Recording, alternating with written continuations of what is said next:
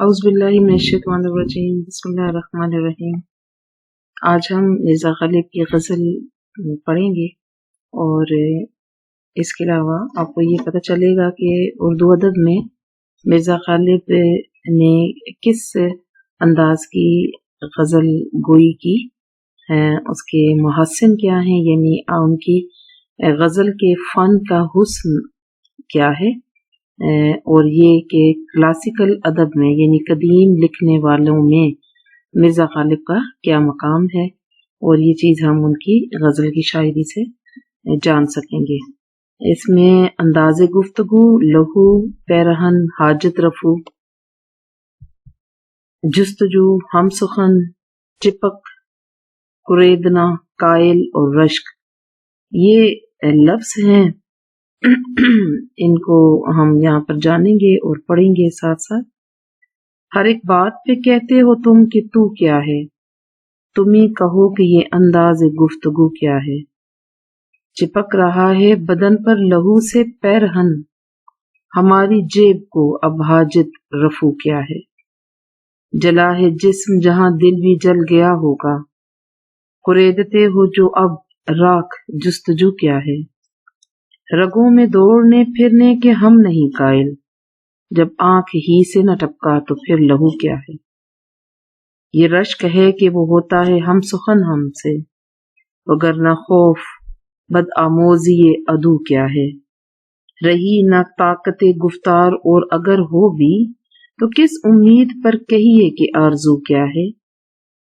बना है शाह का मुसाहिब फिरे है इतराता, वगरना शहर में गालिब की आबरू क्या है।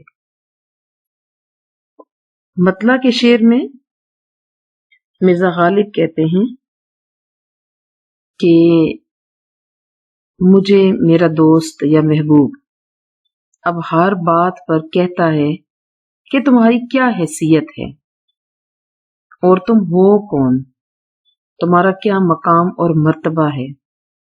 यानी वो उनकी बेइज्जती और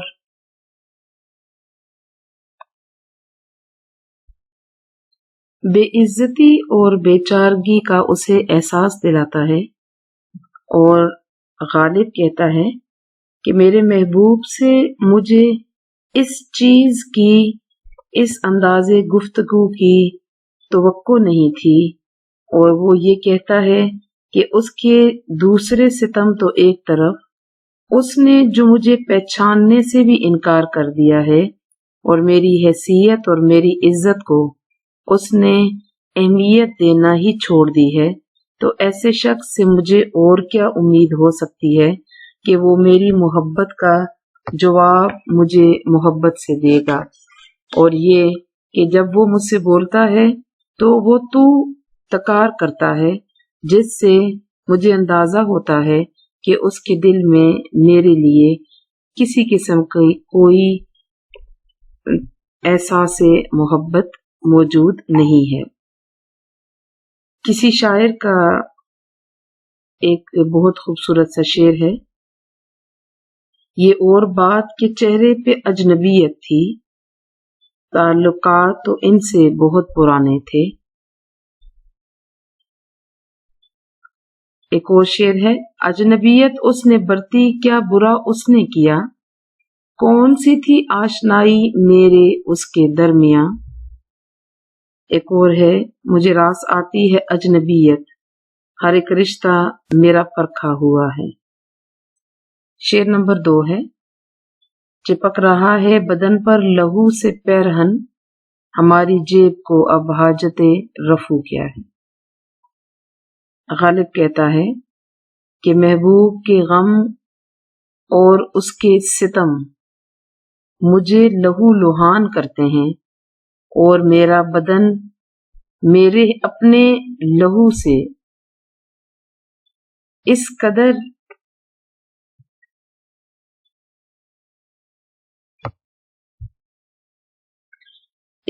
भीगा हुआ है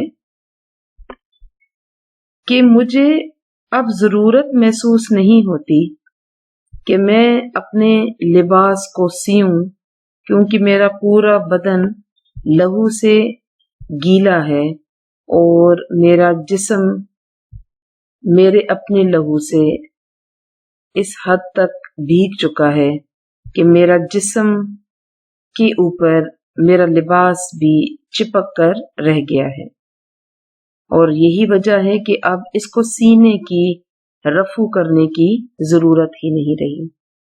اس شعر میں غالب دراصل اپنے زخمی دل کی حالت بیان کرنے کی کوشش کر رہا ہے، اور وہ کہتا ہے کہ میں اس حد تک زخمی ہو چکا ہوں کہ میرا جسم پورے کا پورا لہو لہان ہے، اور مجھے اب حاجت ہی نہیں ہے کہ مجھے اب ضرورت نہیں ہے کہ میں اپنے لباس کو رفع کر لوں، اور اپنی بے پردگی کو چھپانے کی مجھے اب کوئی ضرورت نہیں رہی۔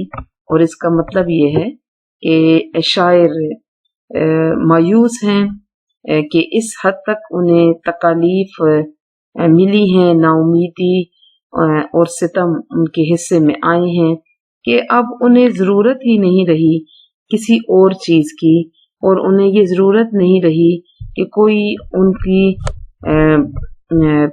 دلجوئی کرے اور ان کو اپنی محبت اور ہمدردی کے قابل سمجھے، کیونکہ اب انہیں کسی چیز کی ضرورت نہیں رہی ہے، اور وہ ہر قسم کی حاجتوں اور ضرورتوں سے دور چلے گئے ہیں، اور ان کا جسم، ان کی جان، ان کا جگر، ان کا دل، ان کے ذہن اور جذبات تمام کے تمام اب لہو لہان ہو چکے ہیں۔